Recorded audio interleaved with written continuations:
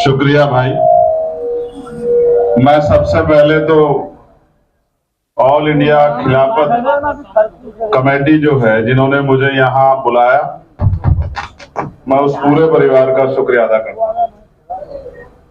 फिर हजरत मोहम्मद साहब की यौम पैदाइश ईद मिलादुन नबी की भी आपको मुबारकबाद पेश करता हूँ।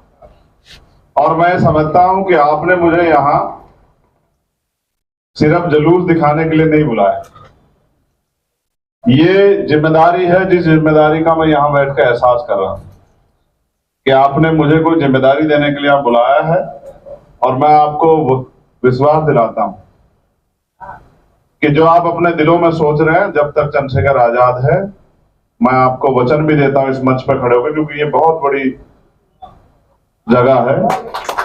आप जिस बात की उम्मीद मुझसे करते हैं, इंसानियत की, न्याय की, भाईचारे की और आपकी और हमारी साझी लड़ाई को आगे बढ़ाने की, जब तक मैं जिम्मा सिर्फ लड़ाई को ईमानदारी से आगे बढ़ाऊंगा, मैं आपको विश्वास। इस मंच पर बहुत सारे शानदार मेहमान है। मेरा भाई बैठा है उधर। मैं सोच रहा था जब मंच ये माइक खराब हुआ कि सिर्फ वहीं की हवाएं हमारे खिलाफ नहीं है, यहाँ की हवाएं भी हमारे खिलाफ। मगर फिर ये एहसास हुआ कि यहाँ भी मोहब्बत करने वाले कम नहीं, यहाँ भी मेरे हाथ को पकड़ के प्यार देने वाले बहुत सारे लोग। मैं रईस भाई का भी शुक्रिया अदा करता हूं, उनकी वजह से ये आसान हो गया रास्ता। लेकिन एक कड़वा सच ये भी है कि जब मैं यहां नहीं था, वहां भी मैं इसी काम को कर रहा था जहां मैं। जिन उम्मीदों से मैं नगीना के लोगों का भी शुक्रिया अदा करूंगा, नगीना के लोग यहाँ बहुत है। बिजनौर एक ऐसी जगह है हजरत कि वहां के बासिंदे पूरी दुनिया में ही है। आप किसी स्टेट में चले जाओ, आपको बिजनौर वाला कोई ना कोई मिलेगा। यहां से भी न, इस महाराष्ट्र से भी, इस धरती का भी मैं शुक्रगुजार हूं। मेरे बहुत सारे भाई जो हमारी पार्टी के हैं, संगठन के हैं, और मेरा छोटा भाई सुल्तान शाह, ये सब लोग। वकील भाई मेरा चुनाव लड़ाने गए, इसकी वालिदा बीमार थी, इसने अपने पेपर छोड़े। इस मिट्टी का कर्ज है मेरे ऊपर। मैं इस मिट्टी के अगर इतना सा भी काम आ जाऊं तो क्या बात है यार।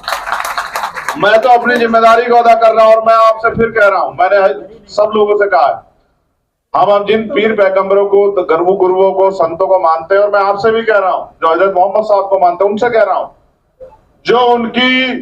जो उन्होंने सुन्नतों में आपको रास्ते दिखाए, जो हिदायतें दी हैं, जिस दिन ईमानदारी से आप उन पर खड़े हो गए, आपको छू नहीं सकता कोई। मेरी बात को आप याद रखें। लेकिन अपने मतलब के हिसाब से मत मोड़ो कि जितनी जरूरत है उतनी पे चल रही है, बाकी को छोड़ दे किसी और के लिए। इससे नहीं बनेगी। जब आप काजी साहब बोल रहे थे तो मैं सुन रहा था कि मैं इसी बात को दोहराता हूं कि आपको उन्होंने रास्ता क्या दिखाया। वो तो गैर बराबरी के खिलाफ थे। क्यों ना हमारे दिलों में उनके लिए प्यार पैदा। वो गैर बराबरी के खिलाफ थे, वो फिरका परस्ती के खिलाफ थे। वो तो कहते थे कि अगर आपका पड़ोसी अगर दुखी है और आप चैन की जिंदगी जी रहे हैं तो ये जायज नहीं है। वो चाहे खाने की बात हो या पहनने की बात हो। वो तो जमीन से उन्होंने तो बादशाही भी ऐसी करी जिसको दुनिया दुनिया तक याद रखा जाएगा। मैं तो फिर कहता हूं, आज मुल्क के हालात अच्छे नहीं है, मुझे कहने में कोई बुराई नहीं। और ये मुल्क के हालात किसी और की वजह से अच्छे नहीं, हमारी वजह से अच्छे नहीं है। हमने गैर जिम्मेदार दिखाई, हमने लापरवाही दिखाई, हमने जिम्मेदारी से काम नहीं किया। अगर हम अपनी जिम्मेदारी पर खड़े हो जाते तो मुल्क के हालात जो होते। हमने अंग्रेजों से भी टकराए कि हम लोग, जो अंग्रेज कहते थे हमें कोई हटा नहीं सकता, क्या उनको नहीं भगाया? रेशमी रुमाल तरीक मेरे यहां से चली, मैं मिट्टी से आया सहारनपुर की। रेशमी रुमाल तरीक हमारे यहां चली, अंग्रेजों के पैर उखाड़ लिए हमने। हमारे यहां से तोपखाने लूटे गए, हमारे यहां से एक तहरीकें चली, हमने कुर्बानियां दी। और कौन कहता है कि इस मिट्टी में कुछ लोगों का खून शामिल है? जब आजादी की लड़ाई लड़ी, किसकी कुर्बानियां दी गई? आप हिस्ट्री पढ़ो तो सही। जो नहीं पढ़ते वो सवाल खड़ा कर सकते हैं ये पूछने के लिए कि तुम देश के प्रति कितने वफादार हो। जिसने एक लफ्ज ही पढ़ा हिस्ट्री का, वो नहीं कर सकता सवाल। क्योंकि हम तो जिस मिट्टी से आते हैं, वहां से लेकर और दिल्ली तक जितने मौलाना थे, सब जो इस आजादी की लड़ाई में शामिल हुए, सबको जो है फांसी के उस पे पेड़ पे लटकाया गया, फांसी देके। क्या नहीं हुआ, क्या नहीं सहायता देश ने। और आज हम अपने देश में, भाजपा के अच्छे लोग हैं, मैं उनको बुरा नहीं कहता, इस मंच से मैं कहना भी नहीं चाहता था, लेकिन भावनाओं को उभार कर आप वोट ले सकते हो, लेकिन जिन लोगों की समस्या हल नहीं कर सकते। जो ताकत प्यार से मिल सकती है वो कभी विवाद से मिल ही नहीं सकती। मैं आपसे भी कहना चाहता हूं, यहां बैठे हर शख्स से, आज अगर कोई हक की बात करेगा, चाहे मौलाना सलमान साहब हो, तो जेल जाएंगे। आज भी अपने लोगों के लिए बात करेगा मौलाना कलीम साहब, वो जेल जाएंगे। दिल्ली में जिन बच्चों को जेल में बंद किया गया उनकी आवाज उठाने वाला नहीं है कोई। उमर खालिद है, तमाम जो लोग वहां बंद है, कोई उनकी आवाज उठाने वाला नहीं। तो अगर हकों की आवाज उठाने, जो हकों की लड़ाई लड़ रहे हैं उनकी आवाज नहीं उठेगी तो फिर कौन लड़ेगा? हर मां चाहती है शहीद आजम भगत सिंह और चंद्रशेखर पैदा हो, लेकिन हो पड़ोसी क्या, क्योंकि शहादत देनी। ये मुल्क कभी शहादत से डरा नहीं है। और मैं आपको भी कहता हूं, आप आगे बढ़ के चलो, आपके हाथ पकड़ के हम लोग खड़े हैं। जहां आपका पसीना पड़ेगा, अगर हमारा खून भी ना पड़ा तो हम बिल्कुल ना नहीं करेंगे। लेकिन मैं आपसे फिर कहना चाहता, मुल्क हमारा है, किसी के बाप का मुल्क नहीं है, इस बात को आप याद रखो। और हमें नहीं देना किसी को मुल्क के, हम लोग कितने हम मुल्क से प्यार करते हैं, इसकी हमें किसी को जो है सिफारिश भी करने की जरूरत नहीं, किसी को प्रमाण देने की जरूरत भी नहीं। हम अपने मुल्क से प्यार करते हैं। और जिसने नहीं पढ़ा, जो लोग 5 टाइम जो है सजदा करते उस मिट्टी को, उन पे भी शक करते हैं। ये शक बंद नहीं हो सकता। आप अपनी ताकत बना लो, यही एक रास्ता है। ये जमहूरियत है, आप पे ताकत नहीं होगी तो आपको जुल्म जाति सहनी पड़ेगी। और मैं बोलता बहुत, मैं सच कह रहा हूं, क्योंकि मुझे इस प्रोग्राम की जिम्मेदारी मेरे कंधों पे। मैं 1-1.5 घंटे 2 घंटे बोलता हूं, मेरे साथी लोग जानते हैं, लेकिन उसका समय बड़ा बढ़ जाएगा। वो जो आपका आगे का कार्यक्रम है ना, मैं इसमें रुकावट नहीं हूं, मैं आपका साथी हूं, मैं आपका मददगार हूं, मैं आपका हमसफर हूं, मैं आपका हमसाया हूं। लेकिन मैं आपके लिए मुखालिफ नहीं हूं कि मैं अपने भाषण के चक्कर में आपका कार्यक्रम लेट करा दूं। मुझे तो आपको सुनना, और मैं जब तक मेरे अंदर लहू का आखिरी कतरा रहेगा, मैं अपने आप को सुनाता रहूं। मैं धन्यवाद देता हूं जिन लोगों ने मुझे पार्लियामेंट में भेजा, लेकिन आप ये जानते हैं पार्लियामेंट में एक दिन भी मैंने जब जब मौका मिला हक की आवाज उठाई। और आप गवाह हैं भाई, जिस दिन वक्त पे सबसे बड़ी बात हुई थी, सब जब जिस दिन अमेंडमेंट आया उस दिन हम 2 लोग थे जो जोरदार तरीके से विरोध करते, मैं और ओवैसी साहब। दूसरे किसी की हिम्मत नहीं थी कि वो वक्त पे विरोध कर ले। कितने बड़े बड़े नेता वहां, हमने पुरजोर तरीके से बहुत विरोध किया। बाद में हमें किसी बड़े नेता ने बुला के कहा भी, जिनकी सरपरस्ती में हम वहां हैं, हमसे कहा कि यार चंद्रशेखर, तुम तो दलित समाज से आते हो, पिछड़ों की बात करो, मुसलमानों के लिए क्यों मरे जा रहे हैं? तो मैंने उनसे कहा कि मैं दलित होने से पहले इंसान हूं, और अगर किसी के साथ जुल्म हो और मैं चुप रहूं तो इस बात का मैं गवाही मेरा जमीर नहीं देता। मेरा जमीर जिंदा है, क्योंकि सिर्फ सांसों का रुकना मौत नहीं होती, जिसका जमीर मर जाता है वो मर जाता है। अगर किसी पे जुल्म हो और अगर मैं उस जुल्म को खड़े होकर देख रहा हूं तो गुनाह करने वाले से गुनाह सहने वाला ज्यादा दोषी होता है, उसको देखने वाला बराबर। तो आज जो सरकारें कर रही है हम जानते हैं। मैं आपको भी कहना चाहता हूं, जो यहाँ की सरकार है बाहर की, ये जुल्म की अंधेरी रातें कट जाएंगी। आप देखना सवेरा आएगा, ऐसा सवेरा आएगा जिस सवेरे की चाह उन क्रांतिकारियों ने देखी जिन्होंने देश की आजादी के लिए कुर्बान है। इन्होंने कुछ भी नहीं किया, जिनका नखून भी नहीं कटा, वो राष्ट्रवादी हो गए। और जिनकी पीढ़ियां जहां मौलाना कलीम साहब जिस उससे मिट्टी से आते हैं, वो जो गांव है उसके हर घर से एक शहादत हुई है देश की आजादी में। लेकिन आज तो मैं फिर कह रहा हूं, जिनकी नखून नहीं कटा, जिन्होंने मुंह से एक शब्द नहीं किया, जिन्होंने अंग्रेजों की गुलामी की, अंग्रेजों की पैरोकारी की, जिन्होंने अंग्रेजों से वफादारी की, वो राष्ट्रवादी हो गए हैं। और जिन्होंने कुर्बानियां दी उन पर सवाल खड़े किए जा रहे हैं। घबराना मत मेरे साथियों, ये तो समय आएगा, इस तरह की परेशानियां भी, इससे डरने की जरूरत नहीं। बस ये बात मैं आखिरी आपसे कहूंगा, संविधान के साथ खड़े होकर हम लोग इस लड़ाई को जीतेंगे।